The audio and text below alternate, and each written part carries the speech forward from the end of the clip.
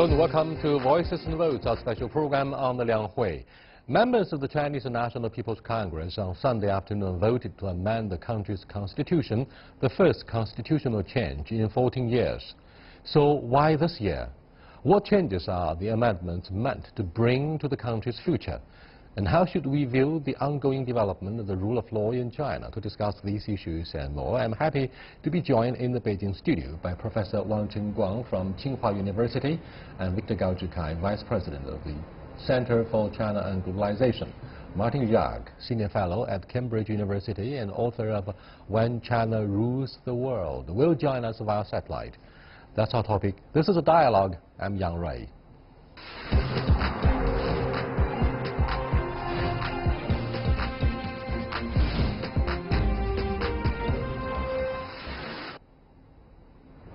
Welcome to our special program here. Victor, what do you think of the votes that took place this afternoon? I think this is probably the most important event in the two sessions for this year, and by amending the Chinese constitution in more than 20 places actually, the Chinese constitution now will reflect the political realities in China better and more accurately. And among the amendments, I think the most important amendment is to eliminate the two-term restrictions on the presidency of the People's Republic of China. And this elimination is also very, very important because it will allow the incumbent Chinese president, Mr. Xi Jinping, to continue to serve as the Chinese president beyond the two-term limitation. And I think it is expected that he will remain as the Chinese president for many, many more years to come. This is very good at maintaining political stability at the very top in China. Despite controversies that have flared up in other countries and the international community about the constitution amendment, almost 99.9% overwhelmingly voted for the constitution amendment. Now, what do you think of? Are you surprised, Professor? Well, not really surprised, even though there are controversial issues and also there are different opinions, mainly from the international community, but also domestically. We do have some different views, but nevertheless, I think the major voice, the consensus, is to make the amendments to the current constitution, so which reflects the general view of the public. And also it better suits the current social needs and also the demand of the unfolding program of the reform. And we have very specific targets called bicentennial goals set up by the central government and also the ruling party for realization. One is for at the time of the 100 years anniversary of the founding of Communist Party, and the other is for the establishment of PRC. So there are specific goals, and also the plans have been already made, which has been strongly supported by the past 5 years, which we can see many major reforms and also steps have been taken. So therefore, in order to keep the continuity of the policy, in order to have the stable and also smooth development for China, which is actually quite significant not only for Chinese people but also for the international community. So the amendment at this very moment comes out, reflects the general, kind of wishes, and also reflect the future demands for China. One thing that gets featured prominently about the Chinese leadership, the West would prefer to call it the paramount leadership concerning our institutions, is that the supreme leader will combine 3 jobs together: presidency of the country, chairman of the Central Military Commission, as well as General Secretary of the CPC Central Committee. What do you think of this hallmark? Well, indeed, this is what we generally call the Trinity leadership, combining the 3 most important positions in China into one person, and right now it is in the person of President Xi Jinping. And I think this is very much a reality of politics in China, mainly because the Chinese Communist Party is the ruling party of China, and the presidency is the head of state, is the chief representative of China on the global stage, and the chairmanship of the Central Military Commission is very important, because in China the army swears allegiance and loyalty to the Communist Party of China, and the mission is to defend China against all enemies, and for the supreme leader, the paramount leader in China, to carry these three positions in himself, I think would be very efficient in terms of mobilizing all the resources, combining all the important functions together, and really represent the totality of the Communist Party of China and the overwhelming wishes and the desires of the Chinese people. And this, I think, has served China well over the past 20 years or so, and in the years to come, I think this will continue. And by abolishing the two-term restriction on the Chinese presidency, it will ensure that the Trinity leadership will be the second term of President Xi Jinping's presidency. And also, if I may, I would like to mention the past experience. If you look back in history, in PRC history, for periods of time there was separation of the state leaders from the party leaders. Let's say in the late 50s, and Mao and Liu, they both hold separate positions. And so that ended in a kind of internal struggle, internal disagreement that will harm the national reform and national development. And also during the Cultural Revolution, we can see that whether there should be the position of the chairman of the country causes enormous political debates and ended in disaster. So therefore, not only considering the current needs, continuity, but also is a kind of Chinese experience in the past. In order to avoid this kind of unnecessary disturbances and disagreement, it's better to combine these positions together. And secondly, I would say so-called lifelong tenure, called by the Western media, is not really accurate. What we're going to change by the amendment is not to change the term system, is to change the term limit system, which are quite different. So namely, the terms are still there. No matter who is in the position, the person is subject to the review, reappointment, or re-election on the basis of Constitution and the law. So in that sense, this change only concerns the limits of the term.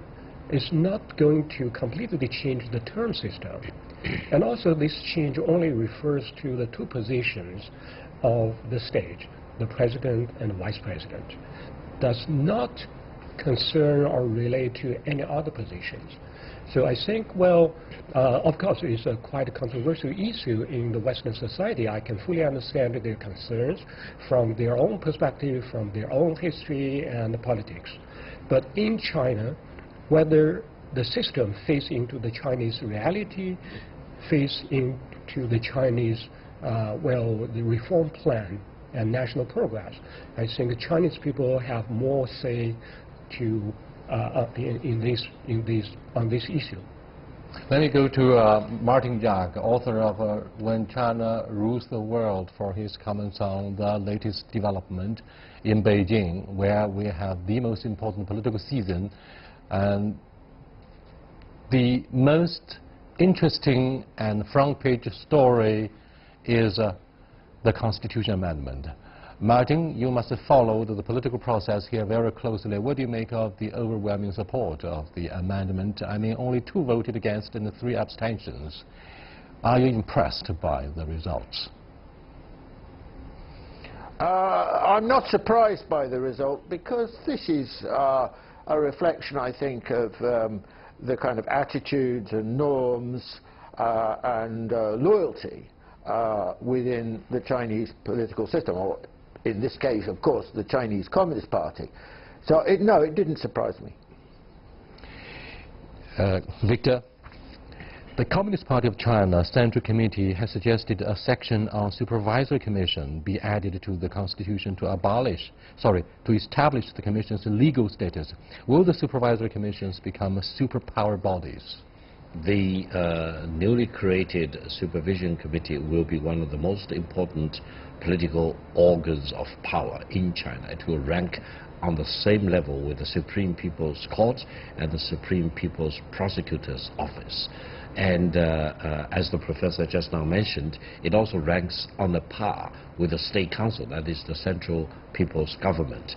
And I think there is a lot of reason for elevating the Supervision Committee to such a high level, mainly because the Supervision Committee will have all the power to fight against corruption of all forms and shapes, within the party or without. So going forward, we will avoid what happened before. That is, it seems that the Communist Party of China, the ruling party, has a particular interest in fighting against corruption, and it uses the internal party disciplines to punish the party officials who become corrupt officials. Of course, in the process, they would also be referred to the prosecutor's office. Eventually, there will be a trial in the court, etc. But people have concerns that you are not using the same standards against these corrupt officials. Going forward, with the Supervision Committee with all the powers to fight against corruptions within the party and without, people will be assured that there will be one single standard applied to both the party members and non-party members.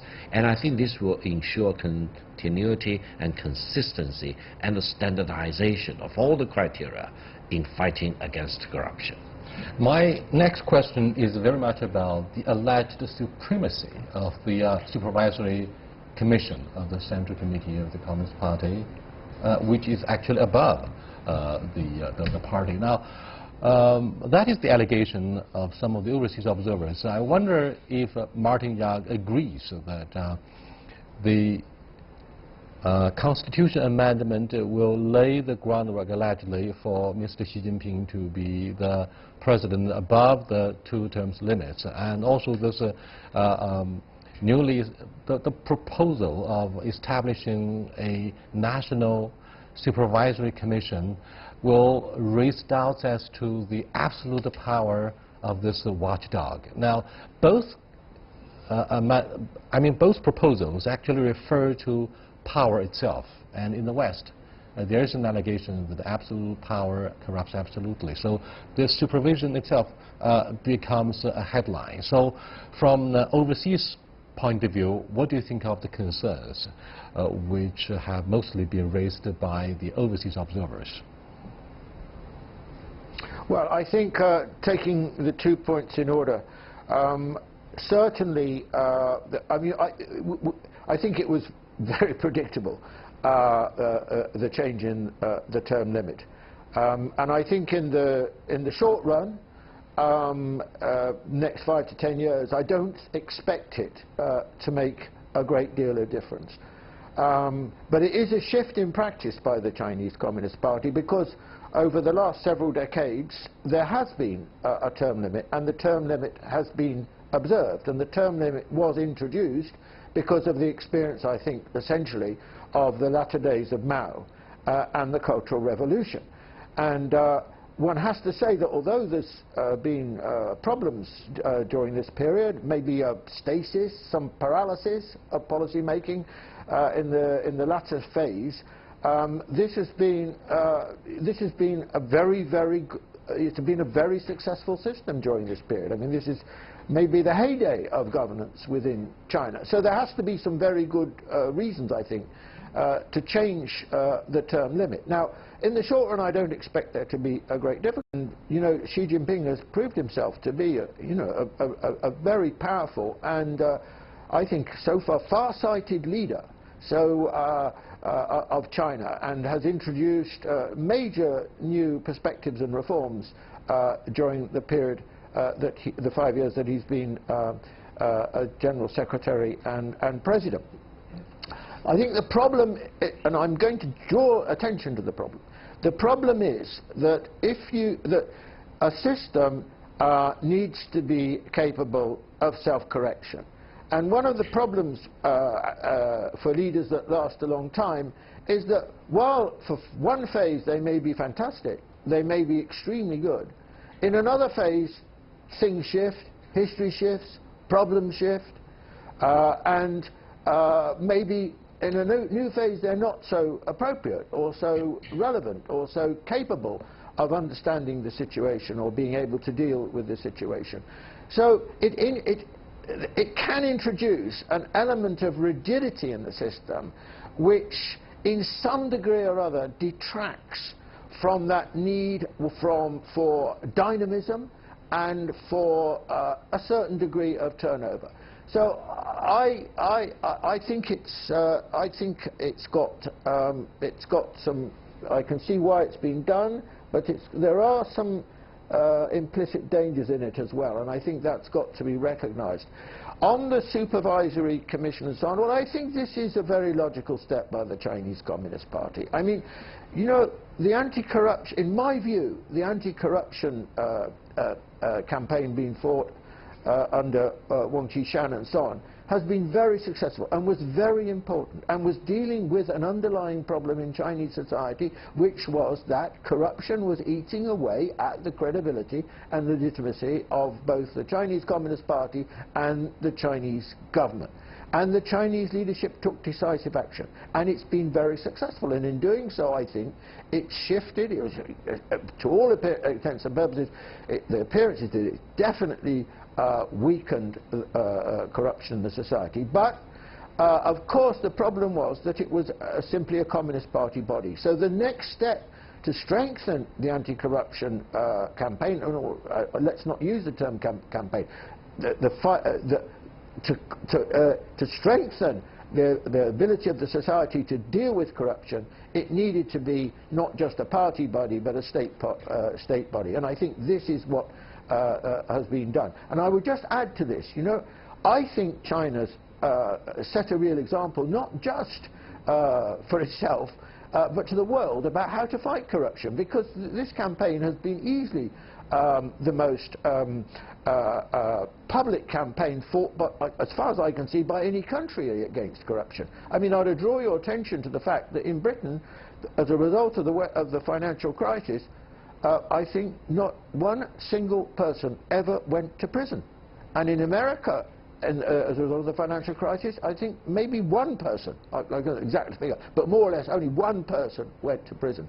And I think China's demonstrated just how important the fight against corruption is, how successful it can be, but now in extending this to a new kind of body which represents not just those in the party but outside the party, this is a very important step forward. Yes, indeed. Mr. Xi Jinping and Mr. Wang Qishan do deserve credit for the house-cleaning campaign, particularly the unprecedented momentum of the anti-graft campaign. What characterizes this campaign is the overwhelming emphasis on intra-party governance and self-governance to avoid having an opposition in our Congress, in order to ensure integrity and predictability of the unique Chinese governance.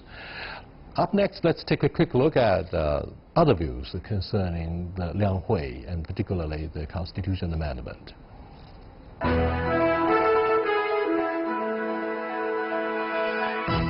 I think it's necessary for a country which comes with more concepts and more cooperation with the world and more development activities in their country. So I think it's understandable, and then with these constitutions and also some other minor constitutions, and China can develop more cooperation between other countries in the world, and also can get more fruitful results from their projects and concepts. So the constitutional reforms, it's understandable for us. The Constitution should be amended appropriately according to the changing times. We can see China's great development in recent years from the content of these latest constitutional amendments. I think the constitutional amendment will also promote China's further development. I think this constitutional amendment is better for the governance of China. The development of China is closely connected with the development of the CPC. There are no term limits placed on the positions of the General Secretary of the CPC and Chairman of the Central Military Commission, and after the constitutional amendment, this will be so for the President of China. So there will be consistency within the three positions, so it's better for the governance of China. The executive will exert its power more efficiently, so policies will be carried out more effectively. The founding of supervisory committees will strengthen anti-corruption campaigns. It will help the government to be more honest in performing its official duties. I think it is a very good move. It will help maintain the integrity of our government officials.